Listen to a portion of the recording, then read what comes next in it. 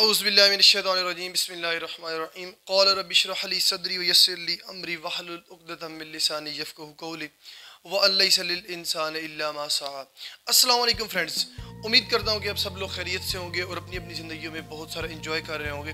Again आप लोगों को मैं अपने इस यूट्यूब चैनल पे वेलकम करता हूँ। अगर आप लोग न्यू हैं तो काइंडली मेरे इस चैनल को सब्सक्राइब कर दें, लाइक कर दें और शेयर कर दें। और अगर आप लोग मेरी जितनी भी प्रीवियस वीडियोज़ हैं या जितने भी लेक्चर हो चुके हैं उन तक एक्सेस हासिल करना चाहते हैं तो सिंपली मेरे इस चैनल को जब आप लोग सब्सक्राइब करेंगे तो प्लेलिस्ट का ऑप्शन शो होगा। प्लेलिस्ट ओपन करें तो 9th केमिस्ट्री के नाम से प्लेलिस्ट है, तो वहाँ पे आप लोगों को 9th क्लास के जितने भी लेक्चर हो चुके हैं पहले चैप्टर से वो सारे आप लोगों को मिल जाएंगे इजीली। तो बेसिकली हम लोगों ने 6 चैप्टर अल्हम्दुलिल्लाह कंप्लीट कर लिए हैं। आज हम लोगों ने 7वां चैप्टर स्टार्ट करना है और 7वां चैप्टर का जो नाम है 7वें चैप्टर का वो है इलेक्ट्रोकेमिस्ट्री। बहुत ही इंपॉर्टेंट चैप्टर है और इसके अंदर जितनी भी हम टर्म्स यूज़ करेंगे ये like oxidation, reduction, redox titration, redox reaction, ये जितने भी हम टर्म्स यूज़ करेंगे ये बहुत ही इंपॉर्टेंट टर्म है और आप लोगों को यानी कि बहुत ज़्यादा जो है ना इनसे वास्ता पढ़ना है। आप लोग जब FSC लेवल पे जाएंगे, BS लेवल पे जाएंगे तो ये टर्म्स मोस्टली जो है ना आप लोगों को इन चीज़ों से वास्ता पड़ेगा। तो काइंडली इस लेवल पे ये जितनी भी चीज़ें हैं इनको अच्छी तरह से समझ लें, इनका कॉन्सेप्ट जो है ना अपने जहन में बिठा लें तो आगे आप लोगों को कोई मुश्किल पेश नहीं आएगी। तो आइए चलते हैं सबसे पहले इलेक्ट्रोकेमिस्ट्री। ये कुछ डेफिनेशंस है इलेक्ट्रोकेमिस्ट्री क्या होती है, रिडॉक्स रिएक्शंस क्या होते हैं, स्पॉन्टेनियस नॉन स्पॉन्टेनियस रिएक्शन क्या होते हैं, फिर उसके बाद ऑक्सीडेशन रिएक्शन कौन से होते हैं और रिडक्शन रिएक्शन कौन से होते हैं, ये हमारा टॉपिक है। तो ये सारी डेफिनेशंस हैं विद एग्जांपल्स, ठीक है। तो आप लोगों को जब भी पेपर के अंदर अगर कोई क्वेश्चन आए कि ऑक्सीडेशन रिडक्शन क्या होती है तो एग्जाम्पल के साथ एक्सप्लेन करेंगे, रिडॉक्स रिएक्शन क्या होता है उसको भी एग्जाम्पल के साथ एक्सप्लेन करेंगे। तो ये सारी चीज़ें जो है ना ये मैंने एग्जांपल्स के साथ इनको एक्सप्लेन किया है। तो काइंडली जो है ना आप लोगों को जो है ना ये जब पेपर के अंदर आएगा तो इसी तरह ही जो है ना वो लिखना होगा। तो सबसे पहले इलेक्ट्रोकेमिस्ट्री की डेफिनेशन देखते हैं। The branch of chemistry that deals with the relationship between electricity and chemical reaction, यानी कि केमिस्ट्री की एक ऐसी शाख, एक ऐसी ब्रांच जिसके अंदर हम केमिकल रिएक्शन और इलेक्ट्रिसिटी ये दोनों चीज़ों को इकट्ठा यानी कंबाइन हम जो है ना जब हम स्टडी करते हैं तो इसे हम केमिस्ट्री कहते हैं, ठीक है। यानी कि इलेक्ट्रिसिटी का रिएक्शन चेक करते हैं केमिकल रिएक्शंस के ऊपर, यानी कि इलेक्ट्रिसिटी को अप्लाई करने से केमिकल रिएक्शंस के ऊपर क्या चेंजेस आती हैं केमिकल रिएक्शंस के अंदर, ठीक है। या आप कह सकते हैं कि हम जो इलेक्ट्रिसिटी है, जो बिजली है, ठीक है ना, अपनी ज़बान में हम अगर कहें तो बिजली, जब हम इलेक्ट्रिसिटी अप्लाई करते हैं केमिकल रिएक्शन के ऊपर तो उसके अंदर जो रिएक्टेंट हैं वो मिल के क्या प्रोडक्ट बनाते हैं, या अगर प्रोडक्ट के ऊपर इलेक्ट्रिसिटी अप्लाई करते हैं तो वो हमारे पास क्या जो है ना वो रिएक्टेंट देती है या क्या हमारे पास जो है ना वो चीज़ें बनती हैं, ठीक है। ये बेसिकली हम इलेक्ट्रोकेमिस्ट्री के अंदर जो है ना एक्सप्लेन करते हैं। यहाँ पे लिखा हुआ relationship between electricity and chemical reaction, यानी इलेक्ट्रिसिटी और केमिकल रिएक्शन के बीच में जो रिलेशनशिप है उसको एक्सप्लेन कर दिया इलेक्ट्रोकेमिस्ट्री। अब आगे चलते हैं सेकंड डेफिनेशन पे, रिडॉक्स रिएक्शन। रिडॉक्स रिएक्शन कौन से रिएक्शन होते हैं? The reaction which involves reduction and oxidation reaction are known as redox reaction. ऐसे रिएक्शन जिनके अंदर ऑक्सीडेशन भी हो और रिडक्शन भी हो, दोनों हो, ठीक है, ऑक्सीडेशन और रिडक्शन दोनों हो, उन्हें हम क्या बोलते हैं? रिडॉक्स रिएक्शन बोलते हैं। अब आप देखिए रिडॉक्स जो लफ्ज़ बना हुआ है ये RED एंड OX, ये रिडॉक्स, अगर दोनों को इस वर्ड को इसको हम जो है ना अगर कंबाइन करें तो हमारे पास क्या बनता है? रिडॉक्स बनता है। तो ये रिडॉक्स, ये जो RED है ये किससे है? ये रिडक्शन से है, और ये जो OX है ये किससे है? ऑक्सीडेशन से है। तो रिडक्शन और ऑक्सीडेशन दोनों अगर एक रिएक्शन के अंदर हो रही हैं तो इसे हम कौन सा रिएक्शन बोलेंगे? रिडॉक्स रिएक्शन बोलेंगे, ठीक है।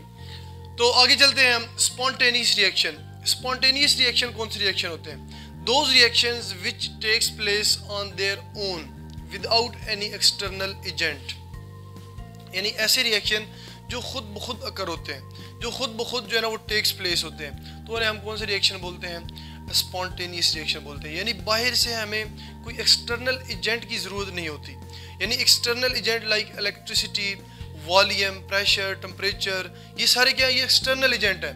ये एक्सटर्नल एजेंट दिए बगैर या अप्लाई किए बगैर जो रिएक्शन खुद ब खुद जो है ना वो क्या होता है? अकर होता है या खुद ब खुद टेक्स प्लेस होता है, उसे हम स्पॉन्टेनियस रिएक्शन बोलते हैं। For example hydrogen and chlorine gas, अगर आप हाइड्रोजन और क्लोरीन गैस को मिलाते हैं तो ये रिएक्शन खुद ब खुद होगा और हमारे पास क्या बन जाएगा, HCl बन जाएगा, हाइड्रोक्लोरिक एसिड बन जाएगा। सही है। अब यहाँ पे देखिए हमारे पास क्या है, 2 हाइड्रोजन है और 2 क्लोरीन है, तो आगे क्या है, 2 HCl के मॉलिक्यूल बनेंगे। ठीक है। अब यहाँ पे देखिए 2 हाइड्रोजन है तो यहाँ पे भी 2 हाइड्रोजन है, यहाँ पे 2 क्लोरीन है तो यहाँ पे भी 2 क्लोरीन है। ये 2 है, 2 शो कर रहा है, 2 मल्टीप्लाई हो रहा है क्लोरीन के साथ, तो इसका मतलब क्या है कि 2 क्लोरीन है। तो इस तरह हाइड्रोजन और क्लोरीन की जो एग्जांपल है, ये एक स्पॉन्टेनियस रिएक्शन की एग्जांपल है। जब भी आप हाइड्रोजन और क्लोरीन गैस को आपस में मिक्स करेंगे, मिलाएंगे, तो वहाँ पे हमारे पास HCl जो है ना वो गैसियस फॉर्म में बन जाएगा। आगे नेक्स्ट चलते हैं non spontaneous reaction. Non spontaneous reaction कौन से होते हैं? Those reaction which takes place in the presence of external agent are called non-spontaneous reaction। यानी ऐसे रिएक्शन जिनमें आपको एक्सटर्नल एजेंट की ज़रूरत होती है। एक्सटर्नल एजेंट आप अप्लाई करेंगे तो तभी जो है ना ये रिएक्शन टेक्स प्लेस होंगे, तभी ये रिएक्शन अकर होंगे, अदरवाइज ये रिएक्शन अकर नहीं होंगे। फॉर एग्जांपल ये वाटर है, वाटर आप पड़े पड़े खुद ब खुद हाइड्रोजन गैस और ऑक्सीजन गैस में कन्वर्ट तो नहीं होता। ठीक है, ये तब होगा, यानी कि वाटर का जो मॉलिक्यूल है वो हाइड्रोजन और ऑक्सीजन गैस में तब कन्वर्ट होगा जब हम इलेक्ट्रिसिटी अप्लाई करेंगे। जब हम पानी के अंदर इलेक्ट्रिसिटी अप्लाई करेंगे तभी वहाँ पे पानी जो है ना वो ऑक्सीजन और हाइड्रोजन गैस के अंदर क्या हो जाएगा, कन्वर्ट हो जाएगा। तो अब फॉरेन से जो यानी कि हम बाहर से जो एक्सटर्नल एजेंट अप्लाई कर रहे हैं वो कौन सा है, वो इलेक्ट्रिसिटी अप्लाई कर रहे हैं। समझ आइए, तो इलेक्ट्रिसिटी यहाँ पे क्या है, एक्सटर्नल एजेंट है। तो ऐसे रिएक्शंस को हम क्या बोलते हैं, non spontaneous reaction. Simple wording में बताऊं तो स्पॉन्टेनियस रिएक्शन वो होते हैं कि खुद ब खुद पड़े पड़े कोई चीज़ जो है ना वो रिएक्ट कर जाए। ठीक है, जिस तरह हाइड्रोजन और क्लोरीन को आपस में आप लोगों ने जस्ट मिक्स किया है, मिलाया है आपस में, जैसे ही आप लोगों ने मिलाया है तो आगे क्या हुआ, रिएक्शन हुआ, HCl बन गया। और यहाँ पे आप देखिए, यहाँ पे अगर वाटर जो है ये खुद ब खुद पड़ा हुआ है ऐसे, लेकिन खुद ब खुद ये हाइड्रोजन और ऑक्सीजन गैस के अंदर कन्वर्ट नहीं हो रहा जब तक हम बाहर से इलेक्ट्रिसिटी अप्लाई नहीं करेंगे। जब तक हम बिजली नहीं छोड़ेंगे पानी के अंदर तो वो हाइड्रोजन और ऑक्सीजन गैस के अंदर कन्वर्ट नहीं होगा। समझ आ गई इस चीज़ की। अच्छा, ये भी जो है ना एक प्रॉपर कंडीशंस पे होता है। ऐसे नहीं होता कि आप एक समंदर है, समंदर के अंदर आप इलेक्ट्रिसिटी छोड़ दें और वो पूरा समंदर जो है ना वो हाइड्रोजन और ऑक्सीजन के अंदर कन्वर्ट हो जाए, ऐसे नहीं होता। ये एक प्रॉपर कंडीशंस होती हैं, प्रॉपर वॉल्यूम होता है हमारे पास, और प्रॉपर कंडीशंस के ऊपर जब हम ये इलेक्ट्रिसिटी अप्लाई करते हैं तभी हाइड्रोजन और ऑक्सीजन के ऊपर, हाइड्रोजन और ऑक्सीजन में ये वाटर कन्वर्ट होता है। सही है। तो ऐसे ना हो गया आप लोग जो है ना घर में एक्सपेरिमेंट करना शुरू कर दें, पानी के अंदर बिजली छोड़े और आप कहेंगे ये तो हाइड्रोजन और ऑक्सीजन गैस के अंदर कन्वर्ट नहीं हो रहा, तो ऐसे नहीं होता, वो प्रॉपर कंडीशन अप्लाई करनी होती है। अब आगे चलते हैं, ऑक्सीडेशन एंड रिडक्शन रिएक्शन। अच्छा, ये कुछ डेफिनेशंस थी इलेक्ट्रोकेमिस्ट्री चैप्टर का जो नाम है, इसका मतलब क्या है। उसके बाद रिडॉक्स रिएक्शंस कौन से होते हैं, ऐसे रिएक्शन जिनके अंदर रिडक्शन और ऑक्सीडेशन दोनों हो। उसके बाद स्पॉन्टेनियस और नॉन स्पॉन्टेनियस रिएक्शंस है। अच्छा, ये जो एग्जांपल है मैंने दिए, ये बुक के अंदर नहीं दी हुई है, ये आप लोग अपने पास से करनी है। ठीक है, ये मैंने यानी कि खुद से दी है, तो आप लोग अगर करना चाहें तो बेस्ट है, क्योंकि पेपर के अंदर विद एग्जांपल जब आप लोग एक्सप्लेन करते हैं, डेफिनेशन लिखते हैं, तो वो जो है ना आप लोगों को नंबर पूरे मिलते हैं। अब आगे चलते हैं, ऑक्सीडेशन एंड रिडक्शन रिएक्शन। अच्छा, ऑक्सीडेशन और रिडक्शन की एक डेफिनेशन नहीं है। ऑक्सीडेशन और रिडक्शन की 3 से 4 डिफरेंट डेफिनेशंस हैं। समझ आ गई है। तो यहाँ पे हम जस्ट ये जो आज वाला लेक्चर है इसके अंदर हम जस्ट 2 डेफिनेशन करेंगे, या आप कह सकते हैं 2 डेफिनेशन को इकट्ठा करके एक डेफिनेशन बनाई हुई है, ऑक्सीडेशन की और रिडक्शन की। नेक्स्ट हमारा जो टॉपिक है, on the basis oxidation and reduction on the basis of loss of electron और गेन ऑफ इलेक्ट्रॉन। ठीक है, वो उसकी बेस पे है, वो यानी कि एक नेक्स्ट डेफिनेशन है वो। तो यहाँ पे जो हम डेफिनेशन करेंगे ऑक्सीडेशन और रिडक्शन की, वो यानी कि एक ही डेफिनेशन आप कह सकते हैं। तो नेक्स्ट जो डेफिनेशन है, सेकंड और थर्ड डेफिनेशन है, वो हम नेक्स्ट लेक्चर में करेंगे। तो ऑक्सीडेशन की यहाँ पे डेफिनेशन क्या है, द एडिशन ऑफ ऑक्सीजन और removal of hydrogen during a chemical reaction is called oxidation. अब यहाँ पे 2 डेफिनेशन कैसे हैं। पहली डेफिनेशन है the addition of oxygen, addition of oxygen is called oxidation. ठीक है, दूसरी definition removal of hydrogen during a chemical reaction is called oxidation. 2 definition बन गई, यानी कि एडिशन ऑफ ऑक्सीजन या रिमूवल ऑफ हाइड्रोजन। ठीक है, ये 2 डिफरेंट डेफिनेशन है। तो during a chemical reaction is called oxidation, तो इसे हम क्या बोलते हैं, ऑक्सीडेशन बोलते हैं। यानी कि ऑक्सीजन का क्या हो, एडिशन हो, या गेन ऑफ ऑक्सीजन हो, या एक्सेप्टेंस ऑफ ऑक्सीजन एटम हो। ठीक है, तो उसे हम क्या बोलते हैं, ऑक्सीडेशन, या रिमूवल ऑफ हाइड्रोजन। ठीक है, तो इसे हम क्या बोलते हैं, ऑक्सीडेशन बोलते हैं। इनकी एग्जांपल हम आगे जो है ना चल के करेंगे। आगे रिडक्शन क्या है? Addition of hydrogen. अब यहाँ पे क्या हो गया? उल्ट हो गया। यहाँ पे ऑक्सीजन की एडिशन थी, रिडक्शन में क्या है? हाइड्रोजन की एडिशन है। सही है। किसी एलिमेंट के अंदर या किसी कंपाउंड के अंदर हाइड्रोजन की एडिशन हो तो उसे हम क्या बोलेंगे? रिडक्शन बोलेंगे। या वहाँ पे लॉस ऑफ ऑक्सीजन हो, ठीक है, या वहाँ पे क्या हो? लॉस ऑफ ऑक्सीजन हो या रिमूवल ऑफ ऑक्सीजन हो तो उसे हम क्या बोलेंगे? रिडक्शन बोलेंगे। तो द एडिशन ऑफ हाइड्रोजन और removal of oxygen is called reduction. तो ये एक डेफिनेशन हो गई, एक डेफिनेशन इसकी हो गई और एक डेफिनेशन इसकी हो गई, और इस एक डेफिनेशन के अंदर मजीद दो डेफिनेशन हैं, ठीक है। दो डेफिनेशन से क्या है? कम्बिनेशन है। तो आप लोग सिंपल समझ लेंगे ये एक डेफिनेशन, तो आप लोग यही जो है ना वो जहन में रख लें। अब आगे एग्जांपल्स हैं, एग्जांपल से हम लोग एक्सप्लेन करेंगे और इन्हीं एग्जांपल्स की बेस पे आपको ऑक्सीडेशन और रिडक्शन की समझ आएगी। सही है। तो आइए चलते हैं एग्जांपल 1, पहली एग्जांपल पे।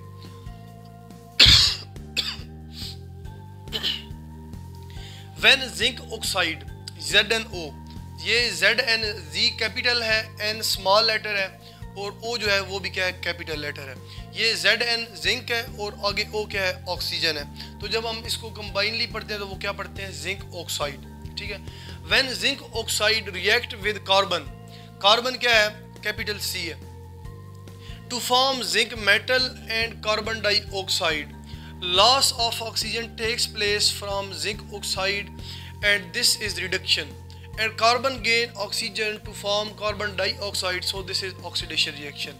ये चल के देखते हैं। कहते हैं कि जिंक ऑक्साइड जब रिएक्ट करता है कार्बन के साथ, ठीक है, ये जिंक ऑक्साइड है, जब ये कार्बन के साथ रिएक्ट करता है तो हमारे पास दो प्रोडक्ट बनती हैं। एक बनता है जिंक मेटल और दूसरी क्या बनता है? कार्बन डाइऑक्साइड बनता है। समझ आ गई? यहाँ पे दो रिएक्टेंट हैं, जिंक ऑक्साइड और दूसरा क्या है? कार्बन। जब जिंक ऑक्साइड कार्बन के साथ रिएक्शन करेगा, जब हम जिंक ऑक्साइड को कार्बन के साथ मिक्स करेंगे, मिलाएंगे, तो हमारे पास जिंक मेटल बन जाएगा और साथ में कार्बन डाइऑक्साइड बनेगी। यहाँ तक समझ आ गई है? अब आप यहाँ पे देखिए, यहाँ पे जिंक के साथ क्या है? ऑक्सीजन है, जिंक ऑक्साइड है, तो ये जिंक ऑक्साइड कन्वर्ट हो गया है, जिंक मेटल के अंदर कन्वर्ट हो रहा है। जिंक एक क्या है? एक एलिमेंट का नाम है। सही है। एक एलिमेंट है और क्या है? मेटल है ये। तो जिंक मेटल के अंदर कन्वर्ट हो गया और ये कार्बन क्या था? ये कार्बन एलिमेंट था और ये एलिमेंट किसके अंदर कन्वर्ट हो गया? कंपाउंड के अंदर कन्वर्ट हो गया, कार्बन डाइऑक्साइड के अंदर कन्वर्ट हो गया। यहाँ पे आप देखें, ये जिंक ऑक्साइड एक कंपाउंड था, ये किस में कन्वर्ट हो गया है? जिंक एलिमेंट के अंदर कन्वर्ट हो रहा है।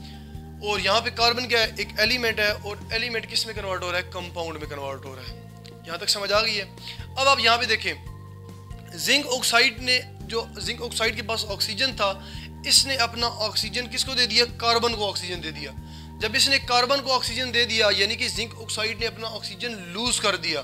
जिंक ऑक्साइड ने अपना ऑक्सीजन लूज करके किस में कन्वर्ट हो गया? जिंक में कन्वर्ट हो गया। तो क्या हुआ? लॉस ऑफ या रिमूवल ऑफ ऑक्सीजन हुई है। जब रिमूवल ऑफ ऑक्सीजन हुई है तो इसका मतलब क्या है? ये रिडक्शन है। समझ आ गई है? अब यहाँ पे कार्बन ने क्या किया? कार्बन ने जिंक ऑक्साइड से ऑक्सीजन ले ली है। जब कार्बन ने ऑक्सीजन से जिंक ऑक्साइड से ऑक्सीजन ले ली है, कार्बन ने ऑक्सीजन एक्सेप्ट कर लिया है, तो ये क्या है? ऑक्सीडेशन है, गेन ऑफ ऑक्सीजन है। सही है। तो गेन ऑफ ऑक्सीजन को हम क्या बोलते हैं? ऑक्सीडेशन बोलते हैं। यहाँ पे लिखा हुआ है ये गेन ऑफ ऑक्सीजन या एडिशन ऑफ ऑक्सीजन। तो कार्बन के अंदर ऑक्सीजन ऐड हुई है, एडिशन हुई है, तो इसे हम क्या कह सकते हैं? ऑक्सीडेशन है। यहाँ पे यहाँ तक समझ आ गई है? ये ऑक्सीजन की बेस पे है, यानी गेन ऑफ ऑक्सीजन या एडिशन ऑफ ऑक्सीजन या loss of oxygen. Addition of oxygen क्या है? ऑक्सीडेशन है, और लॉस ऑफ ऑक्सीजन क्या है? रिडक्शन है हमारे पास। यहाँ तक समझ आ चुकी है? अब नेक्स्ट चलते हैं आगे एग्जाम्पल 2 पे। तो ये सारी चीज़ जो मैंने अभी आप लोगों को समझाई है, ये ऊपर वही चीज़ लिखी हुई है। अगेन मैं पढ़ के सुना देता हूँ। When zinc oxide react with carbon to form zinc metal and carbon dioxide. Next क्या है? Loss of oxygen takes place from zinc oxide. यहाँ से क्या हुआ कि ऑक्सीजन क्या हुई है? लॉस हुई है, to form zinc metal, and this is reduction, और ये क्या है? रिडक्शन है। एंड कार्बन गेन ऑक्सीजन, और कार्बन यहाँ से क्या कर रहा है? ऑक्सीजन गेन कर रहा है। Carbon gain oxygen to form carbon dioxide, ठीक है। So this is oxidation reaction. तो ये कौन सा रिएक्शन हुआ? ऑक्सीडेशन रिएक्शन हुआ। यानी ये पूरा एक होल रिएक्शन है जिसके अंदर ऑक्सीडेशन भी हुई है और रिडक्शन भी हुई है। किसकी बेस पे? ऑक्सीजन की बेस पे। अब हम हाइड्रोजन की बेस पे चेक करने लगे। समझ आ गई? Example 2, when H2S gas react with chlorine then pure sulphur and HCl is formed. अब यहाँ पे देखें, यहाँ पे ये H2S गैस है, ठीक है, और आगे ये किसके साथ रिएक्शन कर रही है? क्लोरीन गैस के साथ रिएक्शन कर रही है। ये दोनों गैसेज हैं। जब ये दोनों गैसेज को हम मिक्स करेंगे तो वहाँ पे क्या होगा कि सल्फर जो है, ये H2S गैस जो है, ये H2S अपना जो सल्फर है क्या कर देगी, सॉरी ये जो हाइड्रोजन है इसके साथ, हाइड्रोजन क्या कर देगी? लूज कर देगी।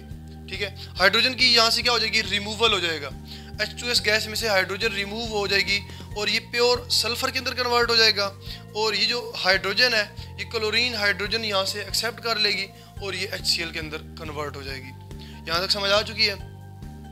अब अगेन बताने लगा हूँ, यानी कि H2S गैस एक कंपाउंड है और इसके अंदर से हाइड्रोजन रिमूव हुई है और वो किसके अंदर कन्वर्ट हो गया? सल्फर, प्योर सल्फर एलिमेंट के अंदर कन्वर्ट हो गया है। जबकि यहाँ पे क्लोरीन गैस है।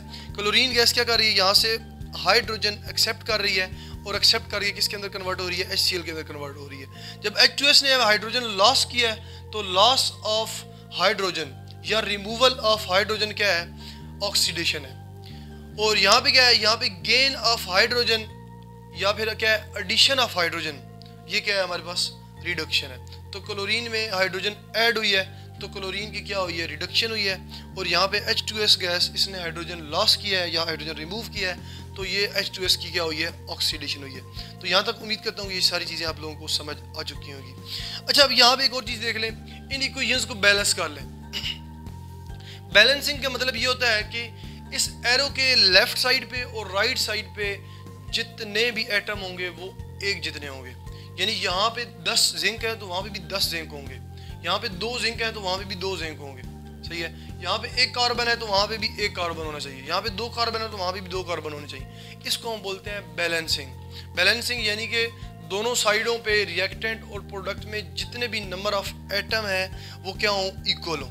अब यहाँ पे आप देखें, ये जिंक ऑक्साइड है, यहाँ पे जिंक 1 है, यहाँ पे भी जिंक 1 है, यहाँ पे कार्बन 1 है, यहाँ पे भी कार्बन 1 है, यहाँ पे ऑक्सीजन 1 है लेकिन यहाँ पे ऑक्सीजन 2 है। जब यहाँ पे 2 ऑक्सीजन है तो हमें यहाँ पे लेफ्ट साइड पे भी 2 ऑक्सीजन चाहिए, तो यहाँ पे हम इसको 2 से मल्टीप्लाई करेंगे। जब 2 से मल्टीप्लाई करेंगे तो अब यहाँ पे 2 ऑक्सीजन तो हो गए, यहाँ पे भी 2 ऑक्सीजन हो गए, लेकिन यहाँ पे 2 जिंक हो गए और यहाँ पे जिंक 1 हो गया। तो हम क्या करेंगे? यहाँ पे भी 2 से मल्टीप्लाई कर देंगे तो यहाँ पे भी 2 जिंक हो जाएंगे। अब आप देखें, यहाँ पे 2 जिंक है, यहाँ पे भी 2 जिंक है, यहाँ पे 2 ऑक्सीजन है, यहाँ पे भी 2 ऑक्सीजन है, और यहाँ पे 1 कार्बन है और यहाँ पे भी 1 कार्बन है। अब सारे एटम क्या हो गए? बैलेंस हो गए। तो ये इक्वेशन बैलेंस हो गई है। ये बैलेंसिंग ऑफ इक्वेशन आप आगे जाके जो है ना पढ़ेंगे, और FSC के अंदर तो ये बहुत यानी कि एक पूरा चैप्टर है बैलेंसिंग ऑफ इक्वेशन। आगे चलते हैं, यहाँ इसकी बैलेंसिंग करते हैं। अब तो ये H2S गैस है, यहाँ पे यानी कि 2 हाइड्रोजन है, यहाँ पे 1 हाइड्रोजन है। तो क्या करेंगे? यहाँ पे हम इसको 2 से मल्टीप्लाई कर देंगे तो यहाँ पे भी 2 हाइड्रोजन हो जाएंगे। अब यहाँ पे 2 हाइड्रोजन है, यहाँ पे 2 हाइड्रोजन है, यहाँ पे 1 सल्फर है, यहाँ पे भी 1 सल्फर है, यहाँ पे 2 क्लोरीन है और यहाँ पे भी क्या है? 2 क्लोरीन है। ठीक है, ये 2 हाइड्रोजन है और साथ ही क्या है? ये 2 क्लोरीन है। तो आप कह सकते हैं कि यहाँ पे जो क्लोरीन है वो क्या है? वो भी इक्वल है, क्लोरीन जो एटम है। इसके अलावा सल्फर के एटम भी पूरे हैं और हाइड्रोजन के एटम भी पूरे हैं, लेफ्ट और राइट साइड दोनों पे। इस तरह इसकी भी बैलेंसिंग हो चुकी है। तो इस तरह जो है ना, ये जस्ट बैलेंसिंग एंड पे करते हैं। पहले रिएक्शन करवाते हैं सिंपल एलिमेंट्स कंपाउंड्स का, कंपाउंड का रिएक्शन करवाते हैं और उसके बाद आपने क्या करनी होती है? बैलेंसिंग करनी होती है। ये साथ साथ मैं बैलेंसिंग करता जाऊंगा ताकि आप लोगों को आसानी से ये चीज़ें सारी चीज़ें समझ आती जाए। अच्छा, इसके अलावा यहाँ पे आप देखिए, ये जो H2S गैस है, ये एडिशनल इन्फॉर्मेशन दे रहा हूँ आप लोगों को ताकि आप लोगों को जो है ना वो नॉलेज में इजाफा हो। जो H2S गैस है इसे हम गटर गैस बोलते हैं, यानी कि इसके अंदर ये इतनी गंदी गैस है, इसकी इतनी गंदी स्मेल आती है, इतनी बैड स्मेल है कि अगर लेबॉर्ट्री के अंदर ये जिस बॉटल के अंदर होती है उस बॉटल का अगर थोड़ा सा ढक्कन भी ओपन हो जाए ना ऊपर से, तो क्या है कि पूरी लेबॉर्ट्री के अंदर ये इतनी बैड स्मेल आती है कि आप यकीन भी नहीं कर सकते। ठीक है, आप सारे जो है ना वो अगर लेबॉर्ट्री में काम कर रहे हैं और ये H2S गैस के बॉटल का अगर ढक्कन ओपन करते हैं आप, तो आप सारे लेबॉर्ट्री से निकल जाएंगे। ठीक है, तो ये यानी कि इतनी इसकी बैड स्मेल है। और गटर गैस क्यों बोलते हैं? जिस तरह की स्मेल गटर से आती है ना, इसी तरह की स्मेल इस गैस की होती है, H2S गैस की। समझ आ गई है? और इसके अलावा जब H2S गैस ये रिएक्ट करती है क्लोरीन के साथ तो आगे क्या बनता है? प्योर सल्फर बनता है। और ये जो प्योर सल्फर है इसे हम बोलते हैं गंधक। घरों में आप लोगों ने सुना होगा गंधक, ठीक है ना। एक हमारे पास होता है गंधक का तेजाब। गंधक का तेजाब हम बोलते हैं सल्फ्यूरिक एसिड को, H2SO4 को, ठीक है। H2SO4 का जो तेजाब होता है, जो सल्फर का जो एसिड होता है, या आप कह सकते हैं जो गंधक का तेजाब होता है, जिसे हम उर्दू में बोलते हैं गंधक का तेजाब, वो हम H2SO4 को बोलते हैं, यानी वो सल्फर का एसिड होता है। इसके अलावा ये प्योर सल्फर है, इसे हम बोलते हैं गंधक। और ये गंधक जो है ना, ये एक बहुत ही इंपॉर्टेंट हमारे पास एलिमेंट है, ठीक है। ये एलिमेंटल फॉर्म में है सल्फर, तो ये बहुत ही इंपॉर्टेंट एलिमेंट है और ये मुख्तलिफ जो है ना वो मेडिसिन में यूज़ होता है, सही है। तो ये एक एडिशनल इन्फॉर्मेशन थी जो मैंने आप लोगों को बता दी है। तो इस तरह जो है ना, अगर आप गंधक प्रिपेयर करना है तो गंधक प्रिपेयर इस रिएक्शन से हम प्रिपेयर करते हैं, तैयार करते हैं गंधक, सही है, सल्फर। तो अच्छा, अब यहाँ पे देखें, ये वाला रिएक्शन और ये वाला रिएक्शन, इस वाली रिएक्शन को हमने ऑक्सीजन की बेस पे सॉल्व किया, क्योंकि यहाँ पे ऑक्सीजन है, ठीक है। ऑक्सीजन की लॉस हुआ और ऑक्सीजन का गेन हुआ इस रिएक्शन के अंदर, उसकी बेस पे हमने ऑक्सीडेशन और रिडक्शन को एक्सप्लेन किया। और इस रिएक्शन के अंदर हाइड्रोजन है, यानी हाइड्रोजन का लॉस और गेन हुआ है, तो इस रिएक्शन को हमने हाइड्रोजन की बेस पे, यानी कि हाइड्रोजन की लॉस और हाइड्रोजन के गेन की बेस पे हमने ऑक्सीडेशन और रिडक्शन को जो है ना एक्सप्लेन किया यहाँ पे। तो इस तरह मैंने आप लोगों को बताया था ना कि दो डिफरेंट डेफिनेशन का ये कम्बिनेशन है, ये ऑक्सीडेशन और ये रिडक्शन। इसमें ऑक्सीजन शामिल थी और यहाँ पे हाइड्रोजन शामिल थी, यानी दोनों को अलग-अलग हमने एक्सप्लेन किया। तो इस तरह उम्मीद करता हूँ ये सारी चीज़ें आप लोगों को समझ आ चुकी होंगी। ऑक्सीडेशन और रिडक्शन का मतलब क्या है, उम्मीद करता हूँ कि ये चीज़ आप लोगों को समझ आ चुकी होगी। बेसिकली ऑक्सीडेशन और रिडक्शन को हमने गेन ऑफ ऑक्सीजन और हाइड्रोजन और लॉस ऑफ ऑक्सीजन और हाइड्रोजन की बेस पे एक्सप्लेन किया है। कल इंशाल्लाह जो हम नेक्स्ट लेक्चर जो है ना वो उसके अंदर हम पढ़ेंगे कि ऑक्सीडेशन और रिडक्शन में ऑक्सीडेशन और रिडक्शन को जो है ना वो इलेक्ट्रॉन के लॉस और गेन की बेस पे कैसे एक्सप्लेन करते हैं, सही है। अब देखें, अब हमारे पास बहुत सारे ऐसे कंपाउंड हैं जिनके अंदर ना ऑक्सीजन होती है ना हाइड्रोजन होती है, तो फिर हम वहाँ पे कैसे चेक करेंगे कि यहाँ पे लॉस ऑफ ऑक्सीजन हो रहा है या गेन ऑफ ऑक्सीजन हो रहा है, या लॉस ऑफ हाइड्रोजन हो रहा है या गेन ऑफ हाइड्रोजन हो रहा है, तो वहाँ पे तो हम नहीं चेक कर सकते। तो उसके लिए हम फिर जो है ना, हमारे पास एक न्यू डेफिनेशन हमारे पास है, तो उसको एक्सप्लेन करेंगे इलेक्ट्रॉन के लॉस और गेन की बेस पे।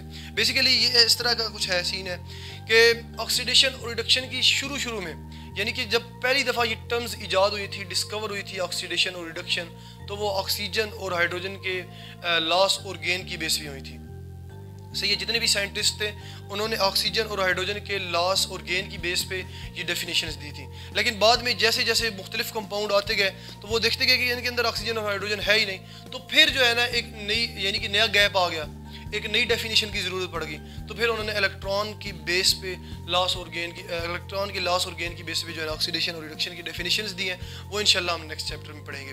तो ये सारी हिस्ट्री और ये साथ साथ सारी चीज़ें एक्सप्लेन करने का यही मकसद होता है कि आप लोगों को मैक्सिमम जो है ना इन्फॉर्मेशन हो। अब आप लोगों ने याद तो थोड़ा सा करना होता है, लेकिन केमिस्ट्री से रिलेटेड सारी इन्फॉर्मेशन होगी तो तभी पढ़ने का मज़ा आएगा, सही है ना। अदरवाइज़ ये सारी चीज़ें रटा लगा के आप लोग वैसे खुद भी कर सकते हैं, तो मेरा यहाँ पढ़ाने का फिर कोई मकसद नहीं है। तो मेरे पढ़ाने का मकसद यही है कि आप लोगों के पास बंडल ऑफ इंफॉर्मेशन भी हो और आप लोगों के पास कॉन्सेप्ट भी हो, और आप लोग जब ये चीज़ें करें तो ये खुद ब खुद लिखते जाएं ये चीज़ें, ठीक है। आप लोग ये जस्ट रिएक्शन याद करें और ख़ुद अपनी वर्डिंग में लिखें, जिस तरह मैंने आप लोगों को यहाँ पे लिख दिया है, ठीक है। तो मैंने भी तो ये खुद अपनी वर्डिंग में लिखा है इसको, यानी जस्ट रिएक्शन लिखा है और ख़ुद अपनी वर्डिंग में इसको एक्सप्लेन कर दिया है। लेकिन ये है कि ये पेपर जो बुक के अंदर लिखा हुआ है सारा उसके साथ मैच करता है 100%। ऐसे नहीं कि 100% जो है ना वो बुक से आउट आई है, ऐसी भी बात नहीं है। ये सारी चीज़ें जो है ना वो बुक्स के साथ मैच करती हैं। तो आप लोगों ने पेपर के अंदर जब लिखना है तो ऐसे नहीं लिखना कि अपने पास से जो है ना वो छोड़ना शुरू कर देना है, ऐसे नहीं करना, ठीक है। जो जिस तरह बुक के अंदर लिखा हुआ है इसी तरह लिखना है। हाँ, आप अपनी वर्डिंग यूज़ कर सकते हैं, जिस तरह मैंने यहाँ पे अपनी वर्डिंग यूज़ की है। आप इसको बुक के साथ कंपेयर करें, आप लोगों को जो है ना वो डिफरेंस पता चल जाएगा कि कैसे मैंने अपनी वर्डिंग यहाँ पे यूज़ की है। तो लेक्चर बहुत लंबा हो गया है, मैं अपना लेक्चर एंड करता हूँ। इसी के साथ जो है ना हम इंशाल्लाह मिलते हैं नेक्स्ट लेक्चर में। तभी तक अपना बहुत सारा ख्याल रखिएगा। इसी के साथ ही अल्लाह हाफिज़।